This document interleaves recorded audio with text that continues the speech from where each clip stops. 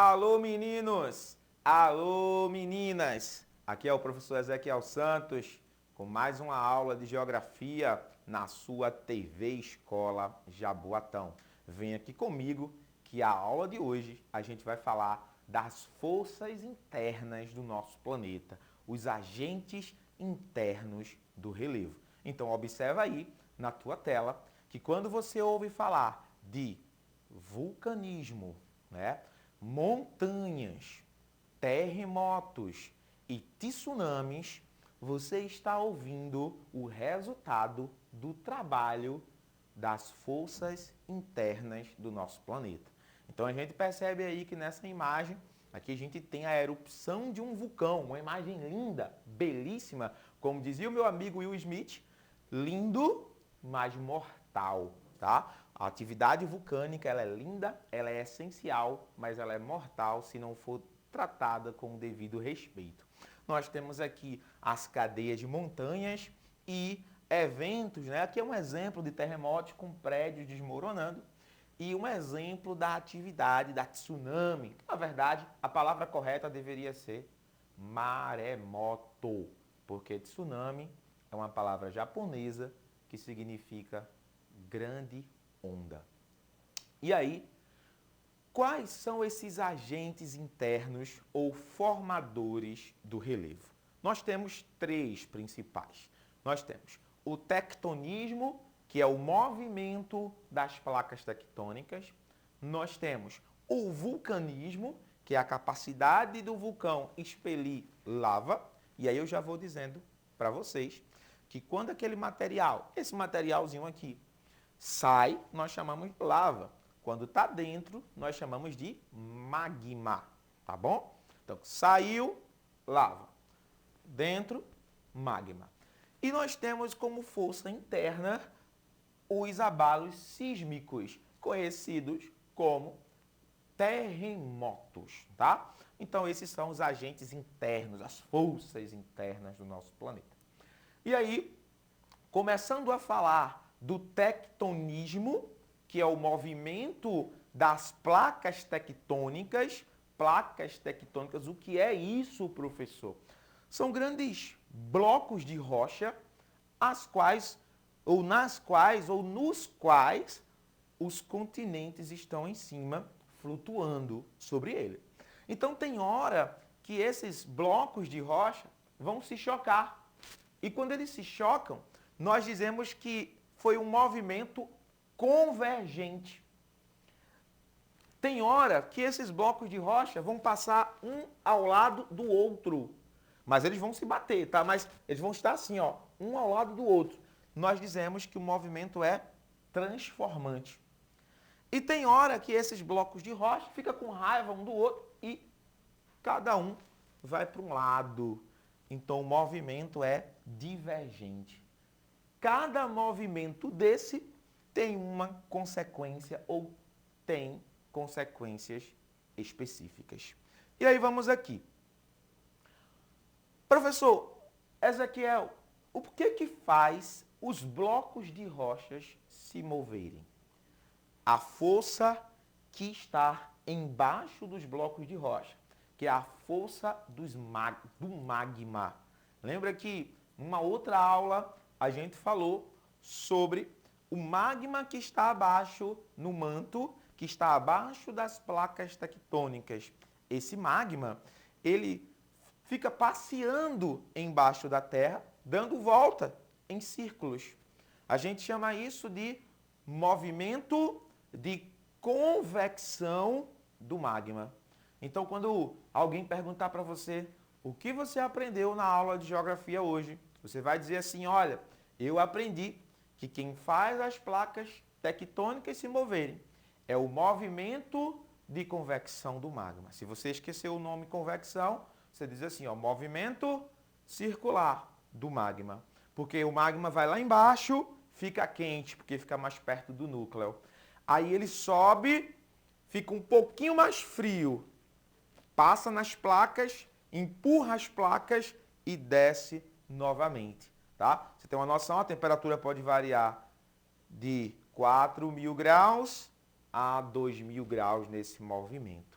Professor, e por que não derrete as placas? Porque existe uma zona de transição e o material do magma ele não vai ser tão quente assim para derreter as placas aqui nesta localização, tá? Mas você observa nessa imagem que aqui as placas estão se afastando, como a gente viu no slide anterior, movimento de afastamento divergente. Enquanto aqui as placas estão se chocando. Movimento convergente. Observa que no movimento convergente nós temos já uma montanha aqui, ó. Porque sempre que as placas se chocam, um dos primeiros resultados são os terremotos. Outro são as montanhas. Outro são a formação de vulcões. E aí eu coloquei para vocês, observe aí na tela, um mapa com a divisão geral da quantidade de placas no mundo. Existem outras menores, existem outras divisões, mas essa daí, observa, vem aqui comigo, por favor. Observa que aonde tem a setinha preta em movimentos opostos, a placa está se afastando. E aonde tem a setinha preta em movimentos colidindo, a placa está se chocando. E aí tem um detalhe, veja aí na sua tela, que as áreas onde tem as placas colidindo são as áreas de ocorrência de vulcão com grande intensidade, de possibilidade de tsunami se o choque for no mar, tá bom? E grandes terremotos. Esses agentes, apesar de na nossa cabeça a gente imaginar que são agentes destrutivos para a Terra, esses agentes, essas forças, são forças construtivas do relevo. E antes de se descobrir que havia as placas tectônicas, um cara, né, um cientista chamado de Alfred, o sobrenome dele é esquisito, é Wegener, Alfred Wegener, dizia que os continentes estavam ou estiveram unidos em uma só massa, chamada de Pangeia. A Pangeia significa toda a Terra. E havia um único oceano, Pantalassa, ou Mar de Tétis. Essa era a proposta de Wegener. E ele disse que com o passar dos tempos, isso foi há 200 milhões de anos, com o passar dos anos, os continentes tomaram as formas atuais. Apesar de Wegener não saber, ou de Alfred, né, que é o mesmo cara, não saber por que isso acontecia, alguns anos depois foi descoberto que quem foi responsável por esse formato dos continentes e quem é responsável pela Terra, os continentes se mexerem, são as placas tectônicas. Olha aí, ó, na sua tela, a gente tem uma imagem da atividade vulcânica. Veja aí na sua tela a atividade vulcânica que vai modificar o relevo. Quando o magma chega até a superfície, a gente chama ele de lava, tá bom? E observa que logo abaixo do vulcão vai ter a câmara magmática, onde tem o magma em ebulição, pronto para sair, né?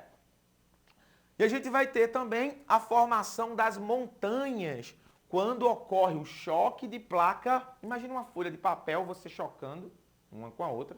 Quando ocorre o choque de placa, a Terra ela tem a capacidade, em alguns lugares do relevo, de dobrar. E o que são esses dobramentos? Os dobramentos são as grandes montanhas que existem no nosso planeta. E quando ocorre o choque da placa, como eu disse no início, outra consequência são os terremotos, que lá dentro a gente vai ter o primeiro contato, chamado de hipocentro, que é onde o tremor se manifesta, e em cima o segundo, onde ele aparece na superfície, chamado de epicentro. Os terremotos acontecem geralmente em áreas de choque de placa. O Brasil é um país que não tem área de choque de placa no seu território, mas pode ter terremotos por conta da modificação das placas. São terremotos mais leves, com menos intensidade, né? E causam menos danos. E aí a gente tem, ó, exemplo do movimento convergente, as cadeias de montanhas. Exemplo do terremoto no movimento convergente, pode causar graves danos, tá bom? Nós temos exemplo das tsunamis, que quando esse terremoto acontece no mar, a placa é empurrada para cima, move a água e a água pode chegar até a costa. E nós temos o exemplo do vulcanismo, que ele acontece tanto nas áreas de choque de placa, como nas áreas de afastamento. Nas áreas de afastamento, a intensidade vai ser menor, mas nas áreas de choque, a intensidade pode ser muito grande. E o detalhe, quem vai sofrer é a população que está próximo. Mas a quantidade de danos, ela é muito mais resultado de quanto o país está preparado financeiramente para enfrentar essas forças da natureza. Não tem como prever exatamente o que vai acontecer, mas quanto mais recursos o país investir nesse tipo de prevenção, menos dano a população vai ter. E aqui eu botei a imagem que os agentes internos são terremotos, vulcanismo e tectonismo. Um desafio para vocês, pesquisem na internet, em jornais, notícias sobre erupção vulcânica recente que está acontecendo em algum lugar do mundo. Anote e comente com seu professor na escola. Então, um forte abraço a todos, até a próxima aula e continua com a gente na nossa TV Escola Jaboatão. Valeu!